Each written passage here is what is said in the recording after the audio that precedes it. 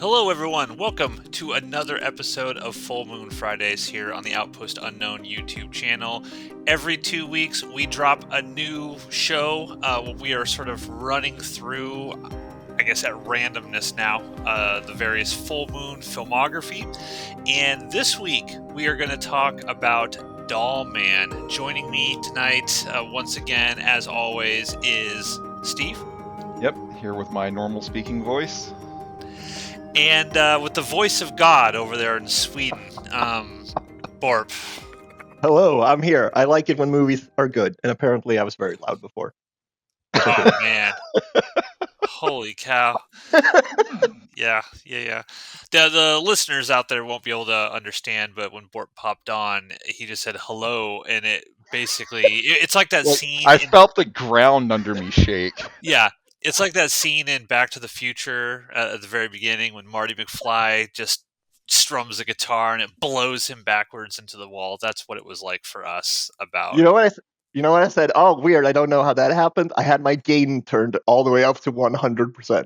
So I'm sorry about that. Yep, that's how that happened. There you go. And now we have medical bills that we're going to have to pay over here. So, and we don't have universal health care. Right. So thanks, Borp. Thanks for that. Dollman. So, Steve, you were the one I think that chose Dollman, and then the next episode, Dollman versus Demonic Toys. Explain to the audience why you decided to choose these. I mean, there's not much explanation. I just remember liking these movies when I was a kid. Okay.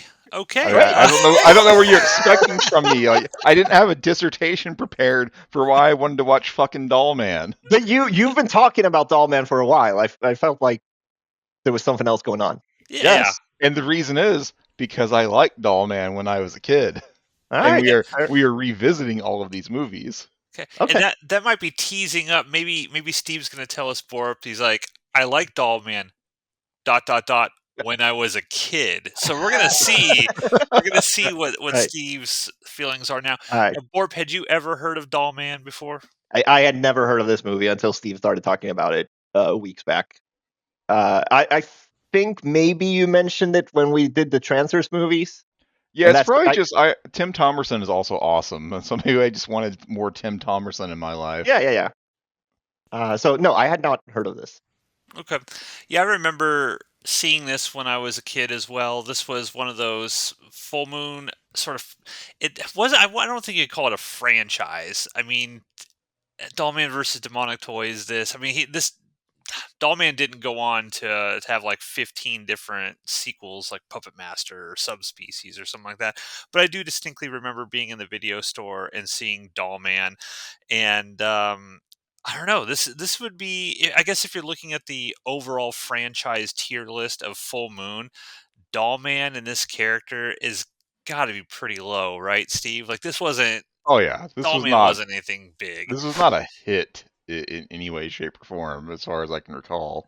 Yeah, they try to force it to be a hit, but I don't. We're going to talk about why we probably don't think it works 100% well. Although Borp, maybe Borp loves this movie. Maybe. I think I like this movie more than you guys. Maybe. Okay, well, we're gonna find out. So, as is our wont, we're gonna turn it over to Steve, who's got that brain that's like a bear trap of all plots and details, and we're just gonna turn it over to you and walk us through Dollman. Okay, there's not really a whole lot to remember about this movie.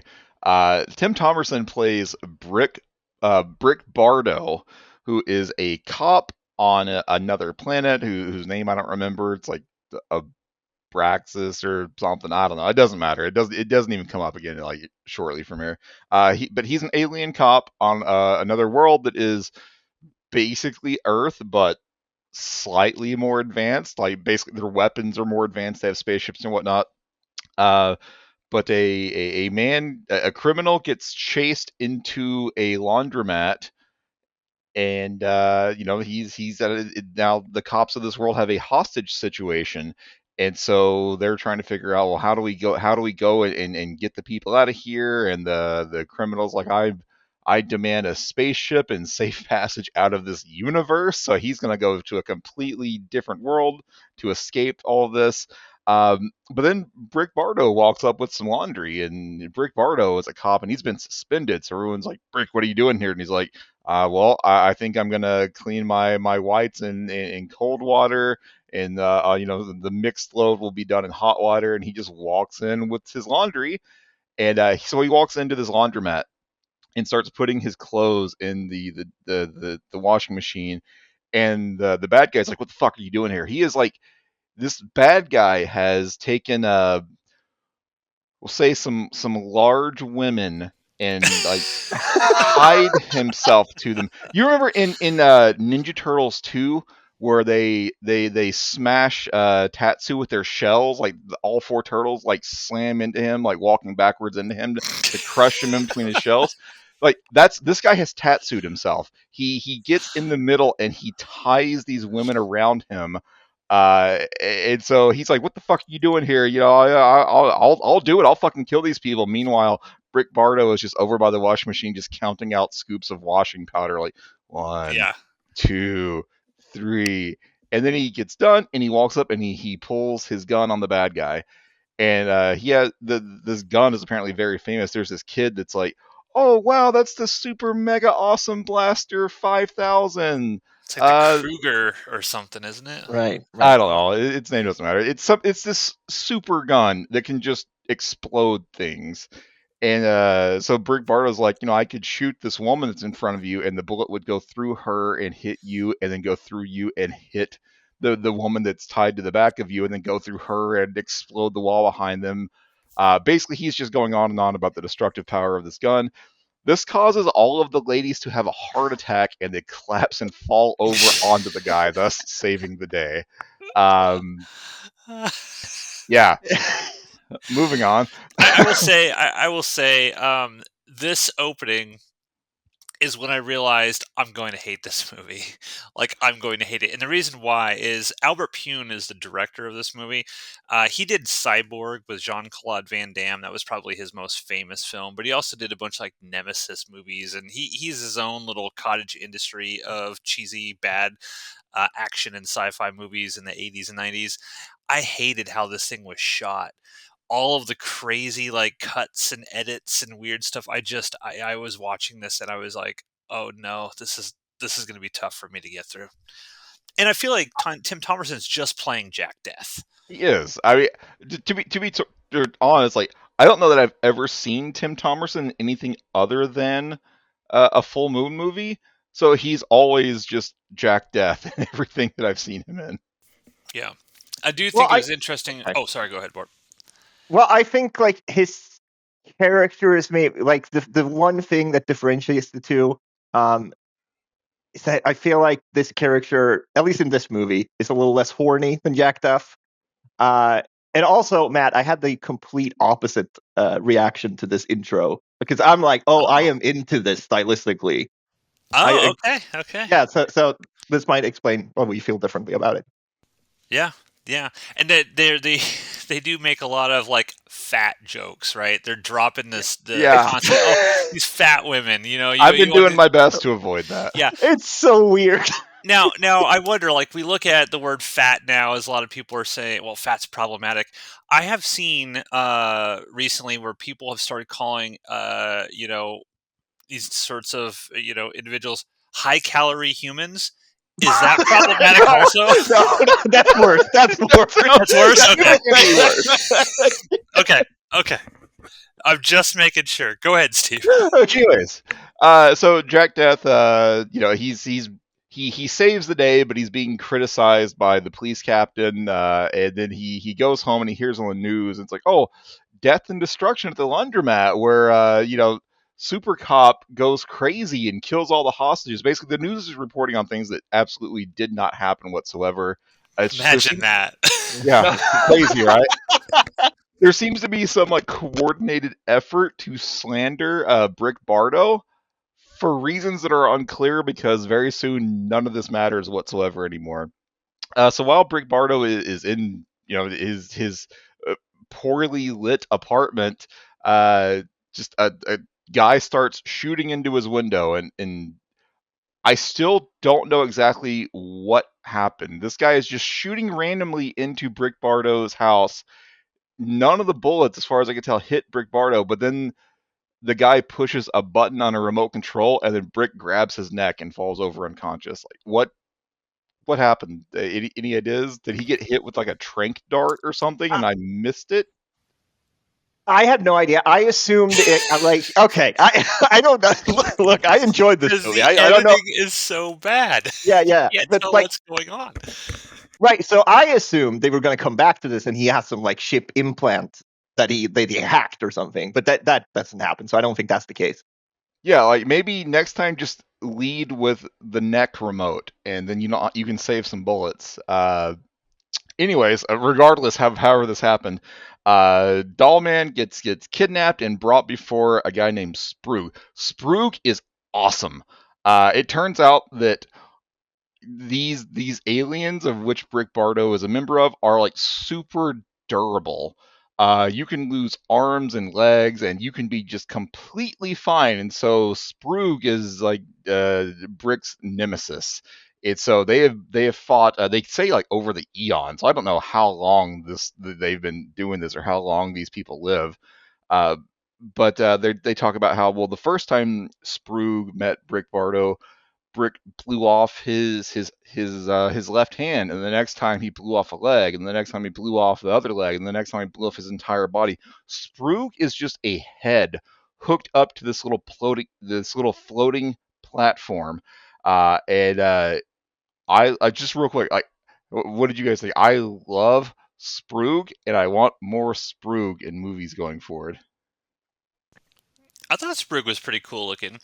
We had just watched Head of the Family, so I feel like just kind of like floating heads seems to be a thing that Full Moon was into for for a short while there in the 90s. I thought he looked cool. I thought the character acted cool. I don't think we're going to get him in movies going forward, considering what happens in this movie. But True. um, yeah, I think one of the issues with a lot of these Moon movies is the kind of like backstories that they tease are the movies I would have preferred to see. Like I would have preferred to see Brick Bardo versus Sprug getting blown apart rather than what we end up seeing. But yeah, I thought it was cool. Borp, what'd you think of Sprug? Yeah, I like him. I like his design. I like him as a character because we're gonna get introduced to another bad guy later on who's like a little more human, and Sprug is just like the like mean motherfucker. Like there's nothing good about him.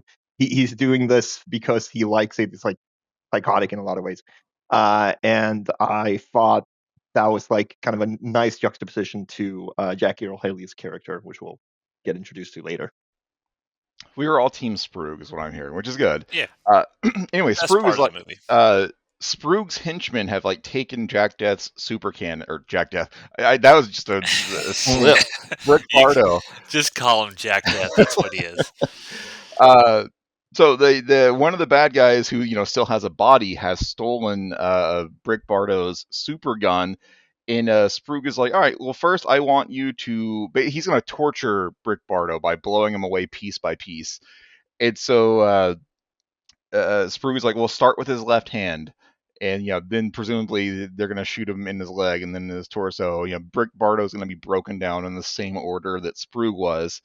Uh, but unfortunately for the bad guys, Brick Bardo has a little light bulb in his hand that summons the gun back to him, and it's like telekinetic, or like maybe it's meant to be a magnet. I don't know, but he has something in his hand that summons the gun back to him, and so he pulls the gun back, shoots this guy twice, and the guy just explodes. Like this They is blow the fuck up. yes, it's Like like he gets hit by like a rocket. It just explodes into red mists and chunks. Uh, and so then there's two henchmen there. So the first guy just gets exploded. Second guy gets blown away, but he's like, this is what I mean by like this race of people being super durable. He is just like from the lungs up and one arm in his head, and that's all that's left of him, but he's still like alive, trying to like grab a cigarette to smoke in his last moments. Like he knows he's going to die, but the point is, like he's lost like 80% of his body, and he's still trying to puff away and enjoy whatever time he has left. Um, but then Sprue just gets into a spaceship and is like, "Fuck this, I'm out of here." So just flies away into outer space, and then Brick Bardo gets in another spaceship that was just there, and also follows Sprue into outer space, and they fly through like the Fantastic Four energy ribbon in space, and they end up crash landing on Earth. And so, question for you guys: are we to believe that this energy in space shrunk Dollman down, or is the Dollman people just naturally tiny compared to humans? I don't know which way the movie's going with that, because they talk about size, like the size ratio being wrong, but it wasn't clear to me. I always just assumed that the people from Argos are tiny little guys. Okay, it works for me. Regardless, Dollman is now on Earth and he is tiny. So he lands in the Bronx, and there's just all sorts of gang violence. And there is a woman, a single mother named Debbie, who had previously like broken up a drug deal happening in her neighborhood. And so now the bad guys go and find Debbie. They're going to exact some revenge on her. But they take her to this abandoned area where Dollman's ship had just happened to crash. And so Dollman rescues Debbie, kills a couple guys, one guy runs away. Debbie's like, "We got to get out of here." And so she just picks up Dollman's entire spaceship with Dollman in it, and just takes it back home to introduce Dollman to her idiot, annoying child. Sucks. This is Yeah, yeah. terrible. Now, I will say, like, one thing that I really hated about this, obviously the editing and how it was filmed. I don't think the shots that Albert Pune did to kind of establish, like the force perspective, and to kind of show or try to establish that Tim Thomerson is super, super small, worked at all. I thought it looked really stupid. Like, I think Charles Band does a better job doing that, much better in Dollman versus Demonic Toys than Albert Pune did here. And it just looks so bad. How can you defend this, Borp? It looks I don't know. bad. I thought it looked fine. Like I did not notice that at all. Oh, Uh, God. um, I do feel we kind of glossed over a scene where Debbie is shown to be like part of this neighborhood watch. Oh Yeah. yeah. Single Uh, mother hates the gangs. yeah, hates the gangs. And there's like a police chief or some. Is he the police chief? I forget. Or if it's the mayor or something like that. Um, who is basically telling these neighborhood watch people to go fuck themselves, which I thought was like a really nice little touch. Like there's a sort of air of like anti-establishment throughout this entire film that I think I really enjoyed. It goes all the way back to the intro of the film as well, where we're God, his name is not Jack Deth. What is his name? Rick Rick Bardo. Rick Bardo. Bardo. Yeah, we're like he's getting framed by the authorities and things like that. Um, I just kind of enjoyed Yeah, that scene. this has a very anti-law enforcement vibe throughout the entire film. They are trying to do some sort of message because, like you said, in that sequence when she's leading like kind of like this neighborhood watch and they're talking to the police captain, whatever. She's like, "Hey, you're the cops. You're supposed to come help us," and the cops are basically like, "Look, we don't have enough people to be able to handle it's too much. Like, we'll get to you if we get to you, sort of thing, but we only have so many resources to sort of spread around here." And the frustration that comes from that. And it's, I guess, if you look at it from today's perspective, it's like, oh yeah, that was, I mean, these issues have been happening in the United States forever, right? Right. Rage Against the Machine was rapping about this kind of stuff in the early '90s. Like this was a big thing, and so yeah, it tries to have that sort of thing, but I just don't think it works. Yeah, But we'll that's get there. fair. I think like compared to a lot of the other crap we've seen for this show, like I think I appreciate that Yeah. they're Okay. at least like doing something, they're saying something, and it's not the deepest thing in the world. Like that's not what I'm trying to say here. I'm not necessarily saying it's good because I agree with it either. I just appreciate that like there's an attempt here, which I I don't Yes, think there is I in a I lot will of other. I will cede the point to you. I agree. I appreciate the attempt. So this All this right. scene with the whatever the neighborhood watch. I should have mentioned this 'cause it's actually kind of funny. So she's, Debbie leads the neighborhood watch, and she's like, "Oh, we got a very special guest. We've got, the police captain here." And the police captain comes up and he's like, uh, you know, uh, you know, uh, we're just cops. You're the real heroes. And he starts doing this like aggressive like clap towards them, trying to get like them to be like, "Oh yeah, we're empowered now." But all of the people are just staring at him stone faced while he continues to clap to try to get them to, please clap, trying to get them to join into the I don't know, the clapping festivities, and it goes nowhere. And then Debbie's just kind of like, "Okay, you got your sound bite. Now, would you actually like to help us?" And he's just like, "No," and they just move on. And like I don't think we see the police captain again at this point. It's just like some world building for Debbie. Uh, Anyways, Debbie has picked up Dollman's spaceship and brought it home. Meanwhile, the person who's going to unfortunately become the main bad guy, Braxton Red, played by young Rorschach. He is Also, he is Freddy Krueger. also remake Freddy Krueger. You know, Uh, he has found Sproog's ship, and Sproog has also been shrunk. So it's, this little tiny Barbie doll sized head on a floating platform, and he tells Braxton Red like, "Look, uh, you help me get the hell out of here, and I will give you a bomb that basically, can destroy the whole fucking planet. The world will bow down to you and your destructive power. Support me. I give you weapon." Uh, and so they kind of have a partnership, and Sprue like worm tongues Jackie Earl Haley into assembling his men to go and kill Brick Bardo, and so uh, they attack Debbie's apartment, and Dollman wipes them out. I think Jackie Earl Haley is the only survivor. He has been shot, and so the gun's tiny compared to Earthlings, so it doesn't explode Earthlings, but it will leave like a really like good size like bullet wound on them. And so Jackie Earl Haley has been shot. He goes back to Sproog, and Sproog is like, "I can heal you, but then I am in charge. Like it's no longer a partnership. You work for me."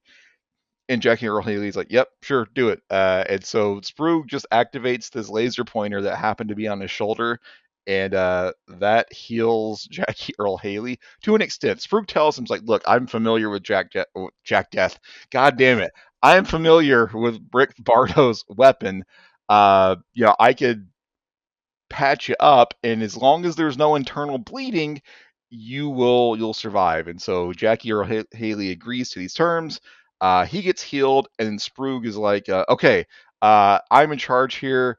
You work for me now." And Jackie Earl Haley's like, "Nope, not cool," and just smashes Sproog.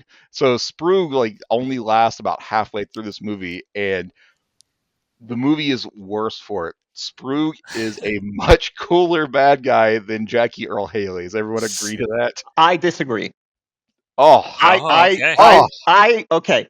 Was not expecting this to happen at all. And so I like that they kind of exchanged the bad guys here, where Jack Earl Haley, the thing that Scrooge does that gets him killed is say, "I'm in control over you," which is the one thing, like, Jack Earl Haley's character on the outskirts of society, running this criminal gang. He does not want to be controlled. No, fuck you, get squished. But also, we exchanged bad guys here for the better, I think, because Jack Earl Haley's character, uh, like, there's more to him than just like being an evil asshole. And so I think I enjoyed spending more time with his character. this came across to me like they just ran out of budget to have Sproog on set. Yeah, I maybe. I felt like this was it's so stupid. The Sprug is like so tiny. Like I never could buy like why would anyone fear Sprug anyway? Sprug literally does nothing in this movie. Now I like the character; it looks cool. I like it, but he does nothing. Even at the very beginning of the film, he's just floating there, and he has his henchmen try to take down Jack Deth. Brick Bardo, whatever, he does nothing. So when you even in his normal size form, he can't do anything, and then you know shrink him down to 5 inches or what, he's just a little tiny head. I was like, what the, how does this guy have any control over any of these like asshole gang members, other than because he literally points out, oh, all you need to do is press the button directly behind me and that's the bomb. I'm like, well, I think I even questioned at one point, like, why didn't you smash that fucking thing? And then he just smashes them, which I was kind of shocked by that they went there. I was like, oh, interesting. But I also agree with Steve that I think Jackie Earl Haley's character is just awful, and I don't want to follow them around. So it makes the movie worse for it. But then it also kind of like gives the movie something interesting when they do the obvious thing that should be done by, well, that we would do in that situation. So I'm of two minds about it, I guess. I don't know. Well, you're both Sprague wrong. doesn't do anything. He doesn't do anything, Steve. Sprague, he should have. Sprague is awesome. But he does nothing. He should have, though. Like, there's a better Dollman movie out there where Sprague arrives on Earth, and even though he is tiny, he has some sort of weapon that he can threaten Jackie Earl Haley's henchman to get in the line better with. Dollman movie is what Sprague was saying at the very beginning, before Jack Deth blew all of his limbs off. That wouldn't be was the better movie. He wouldn't be Dollman then. Yeah, it doesn't matter. That's the better movie.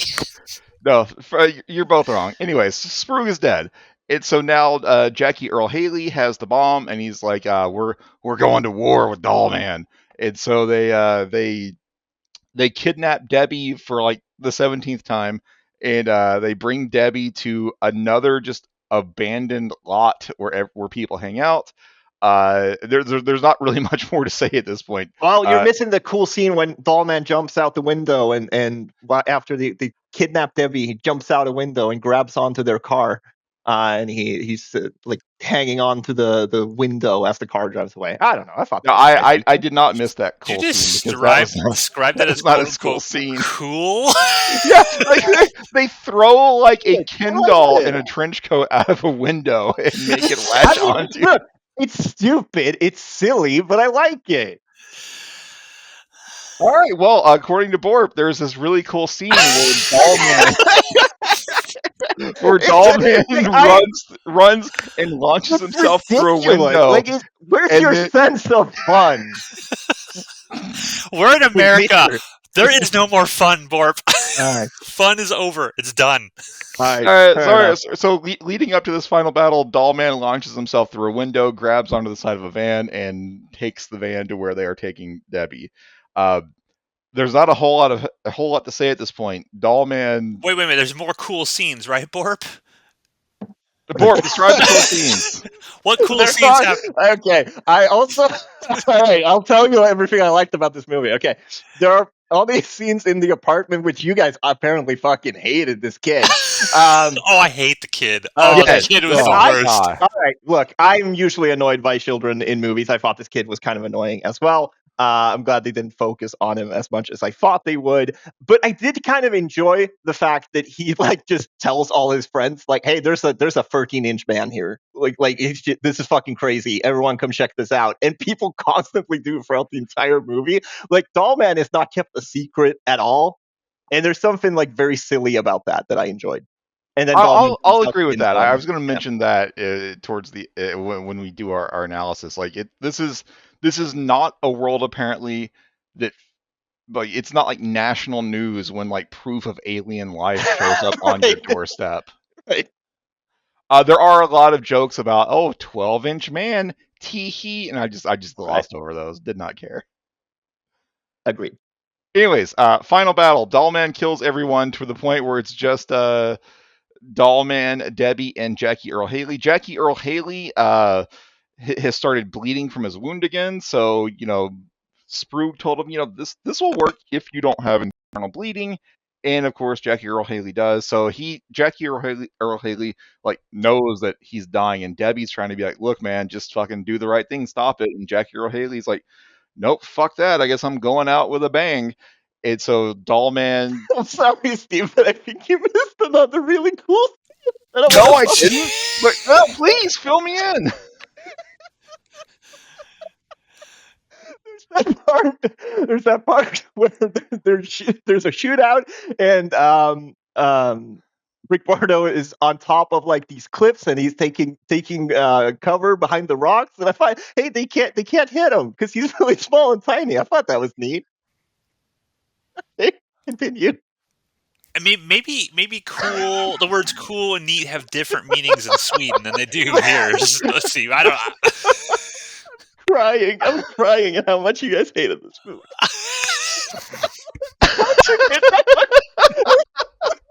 God, Jeez. continue. I will say I was like impressed by how bad of an aim Brick Bardo had at times in this movie. Like he's got a tiny gun. He's shooting at a giant, and his like bullets are going wide until they trigger the special effect, and someone explodes or gets a chunk blown out of him. But the finale is Jackie Earl Haley and Debbie and Brick Bardo are there, and Jackie Earl Haley somehow gets Brick Bardo's gun, this little tiny little like GI Joe gun, and he's holding it with his giant man hand. It looks ridiculous. Like, is he gonna get like a toothpick and use that to move the trigger? But of course, Jack Deth Bardo over here just uses his hand magnet to pull the gun away, shoots Jackie Earl Haley. Dollman and Debbie run away while the bomb has been activated. This bomb, this supposed super bomb that is going to like wipe out parsecs worth of space, just makes a little light show happen, and Yeah. maybe destroys the building they're in. But it's like no harm, no foul. And then Debbie and Dollman wave bye to each other, and apparently Dollman's just going to go off on his own little adventures now. There's not a whole lot to the plot of this film. Yeah, this movie, if you cut out the opening credits, the end credits, I think it runs around 70 minutes. Around there. So Matt, tell us how you felt about Dollman. This movie fucking sucked. There was nothing cool about it. There was nothing neat about it. When they broach coolness with Sprug, and then you think about it, it's like Sprug does nothing the entire movie, and then is just dispatched in the most obvious, easy way possible. I hated all of the shots with Dollman. Like, half the time, Tim Thomerson is just sitting in the dark, and they're supposed to be like, oh, he's in his spaceship or whatever, and he just like flails around like they're carrying his spaceship under their arm and stuff like that. It just looks so stupid. It looks so bad. Jackie Earl Haley, I will give Jackie Earl Haley credit. He's trying to act in this. Like, there's a sequence towards the end when he starts freaking the fuck out. He's just screaming. It's like, okay, like, Jackie Earl Haley is a good actor. He was actually trying to take this seriously, but he's in an Albert Pune movie, and so it's going to be trash all around it, and it just doesn't work. Hated it. Now, as I was watching it, I remembered bits and pieces of this from when I was a kid, but this was also a movie I didn't really like when I was a kid, and I never cared about Dollman. This is a full moon thing I just did not give a shit about back then. Now I really hate it. And after I watched this, I was like, oh my god, I have to watch this Dollman versus Demonic Toys next, and I was dreading it, just dreading it. So I hated it. I hated everything about it. Fuck Borp. His opinion's All right. wrong. Totally wrong. Go ahead, Borp. What do you think? I like this movie quite a bit. I think look, I've kind of made my peace with everything that's been going on this half hour we've been talking. I think it is silly and it is stupid, but it like hit me at the right wavelength. I think something that has been annoying me about these full moon movies is mostly the writing. Like, I don't really care all that much if your movie, well, once you got to like the later Puppet Master movies, those were so low budget and so terribly made that I was quite annoyed by him on that level as well. But like, my main thing with these movies have been that they felt like so low effort, and this does not feel like that to me. It feels like it was a bunch of people trying to make at least a fun movie. It moves at a brisk pace. I like a lot of the character work here. I like that there is like these characters feel like people who have existed before the movie started. There are so many things about like movies like Head of the Family and Seed People where I was like really trying so hard to come up with positives for like Head of the Family. I'm like, well, it has setups and payoffs. And I just feel like there's so many things about these movies that have annoyed me. It's not like weirdly horny in the way that every other movie we've seen has been. And I feel like that's something we'll get to with Dollman versus Demonic Toys. And that actually like managed it stood out from Transers enough because it is quite similar to Transers in a lot of ways. But I don't know. I wasn't as annoyed by the like lesser parts of this movie as you guys were, and I think was able to kind of appreciate it for what it was. I mean, I'm going to give you a round of applause for doing your best to try to prop that movie up. So, good job, Borp. Good job. You Can did I say yeoman's work there. Can I say something that will piss you guys off? Yes. I think this is the best movie we've seen so far. I feel like this is way better than any Puppet Master movie. Oh my god. Steve, your thoughts? I like this movie a lot. Yeah. I completely understand that, like, when I describe the plot point by point, there's not much there. But I don't think this is the best movie we've seen on the show, but I think this movie is, even with shortcomings, maybe pun intended, it's like not good, but I would describe it as almost charming. Like, it holds up. It does not hold up to any sort of scrutiny whatsoever. My plot analysis was like, yeah, this thing happened, and then I skipped like 20 minutes of things because that 20 minutes offered nothing. I was entertained from start to finish with this movie. Like, there's not a whole lot to talk about, and yet the whole time, like, I was just like, yeah, fuck it, go get him, Brick Bardo. I like Sprug. I like Dollman. Debbie is a perfectly fine like damsel in distress character, and they try to give her a little bit of depth with the neighborhood watch. Hated her kid, did not care about Jackie Earle Haley whatsoever. But maybe it's just like Tim Thomerson is so goddamn charismatic when in these movies that I'm here for it. I like Dollman. I think the main problem to me would be like the fact that he is tiny, like so rarely actually comes into play. Like, I think actually Dollman versus Demonic Toys does a better job of showing the smallness of Dollman. Like, he should have, like, did he really not like encounter any like? I guess no. I guess he does encounter a bug, but there should have been more of him like interacting with things that are normal size for us, but for him are goddamn giant. I wanted more of that, but this is a fun movie. Like, I fully understand the way I described it. I did not make it sound like it was fun. I'm here for it. I'm on Borp's side on this. You guys are nuts. You guys are nuts. Oh man, this is terrible. Leave a comment down below, everyone. Do you like Dollman? Do you hate Dollman? Whose side are you on?